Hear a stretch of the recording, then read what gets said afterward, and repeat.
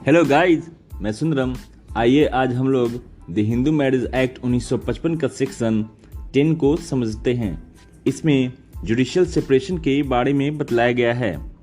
जो सेक्शन 10 में वर्ड लिखा गया है गाइस, जुडिशियल सेपरेशन, इसका अर्थ होता है न्यायिक अलगाव, यानी कि न्यायिक पृथक्करण। अब यहाँ पे समझना होगा गाइस कि जुडिशियल सेपरेशन दोनों में से कोई भी पार्टी कोर्ट में फाइल कर सकते हैं। या तो वे वाइफ फाइल कर सकती हैं या फिर हस्बैंड फाइल कर सकते हैं। ये सेक्शन 10 के अंतर्गत प्रिंसिपल कोर्ट में फाइल किया जाता है गाइस। तो यहाँ पे समझना है गाइस कि आखिर दोनों पार्टी एक दूसरे से अलग क्यों रहना चाहते हैं।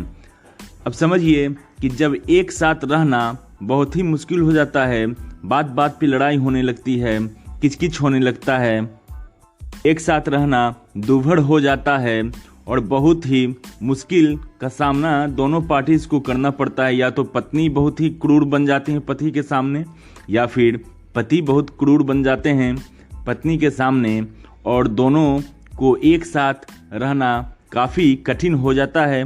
तब कोर्ट एक डिक्री ये दोनों के पक्ष में देते हैं कि आपको 1 साल के लिए अलग रखा जाए। कोर्ट इन दोनों को अलग 1 साल के लिए इसलिए कर देते हैं क्योंकि हो सकता है कि साल भर में दोनों का मूड चेंज हो जाए और एक दूसरे की कमी को ये लोग महसूस करने लगें और फिर से साथ रहने के लिए रेडी हो जाएं। ये एक तलाक नहीं होता है गाइज। ये साल पूरा होने पर अगर दोनों पति पत्नी अगर चाहते हैं कि हम फिर से रहें तो ये फिर से रह सकते हैं।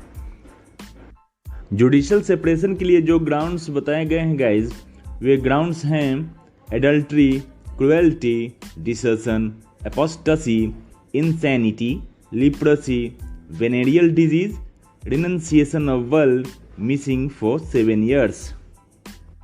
अब मैं इन ग्राउंड्स को हिंदी और इंग्लिश दोनों में बोल रहा हूँ गाइज।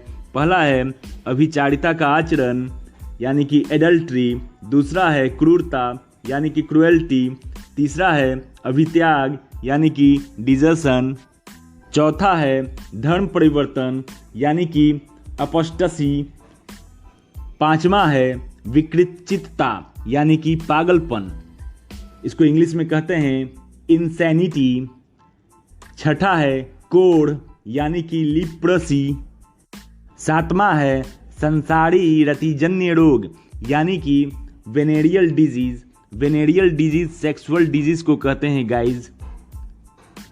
किसी भी तरह का अगर सेक्सुअल डिजीज है तो ये भी जुडिशियल सेपरेशन का एक महत्वपूर्ण ग्राउंड बन जाता है गाइज। आठवां है सन्यासी होना यानी कि रिनंसिएशन ऑफ वर्ल्ड।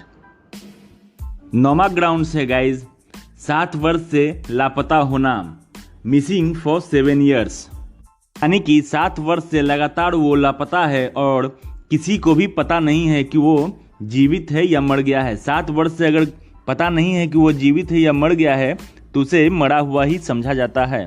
और ये भी एक महत्वपूर्ण ग्राउंड्स है जुडिशियल सेपरेशन के लिए गाइज।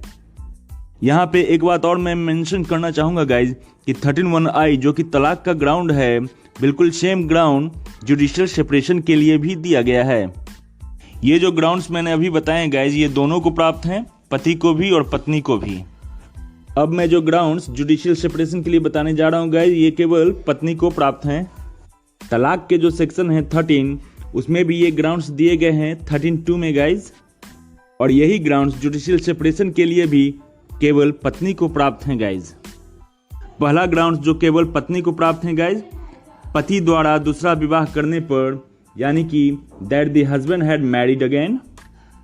दूसरा ग्राउंड्स है पति के बलात्संग या अप्राकृतिक मैथुन के दोषी होने पर, यानी कि that the husband has been guilty of rape, sodomy और बेस्टिलिटी, यानी कि पति अगर अन्य महिला के साथ किसी भी तरह से शारीरिक संबंध बनाते हैं तो ये भी उनकी पत्नी के लिए एक महत्वपूर्ण ग्राउंड हो जाता है जुडिशियल सेपरेशन के लिए गाइस। तीसरा है भरण पोषण की डिक्री यानी कि डिक्री ऑफ मेंटेनेंस। चौथा है यौवनावस्था का विकल्प, यौवनावस्था का विकल्प, यानी कि that she had exercise the option of puberty. तो ये कुछ महत्वपूर्ण ग्राउंड्स थे गाइस जो कि जुडिशियल सेपरेशन के लिए बताए गए हैं। Thanks for watching my video friends. Please like, share and subscribe and hit the bell icon to get the notification of my new videos. Thanks a lot.